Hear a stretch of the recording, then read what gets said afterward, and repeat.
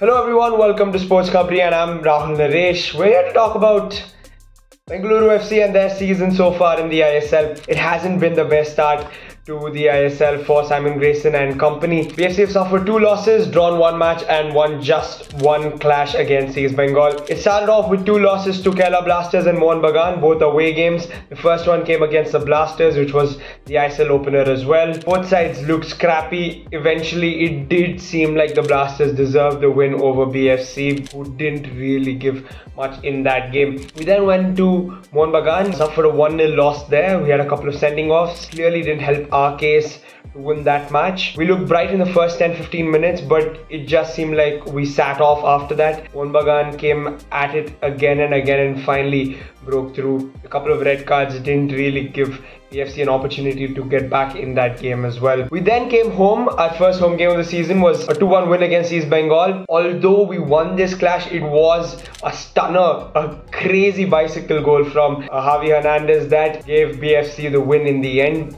East Bengal were threatening in that first half, could have easily put BFC out of their side, but that didn't happen. It was good to see that the boys got the win and got their season up and running. Second home game of the season for BFC against FC Goa came after that. It was a 0-0 draw. I thought BFC looked good in this game. They looked much better than the previous 3 games. There was some control in midfield. Although we failed to create chances in the final third. We got to the final third quite a few times, but didn't really do much. In the end, for the first time this season, it looked like BFC were in control of the game for the last 20 to 30 minutes. It did look like they were the only side that were likely to score a goal and take home all 3 points against Goa, which was a huge positive after the first 3 matches. However, 4 games into this competition, there are some glaring issues. Of course, the most important of these issues is that we are not scoring enough goals. We've scored 3 goals in 4 matches, just not enough. Conceded 4 and 4.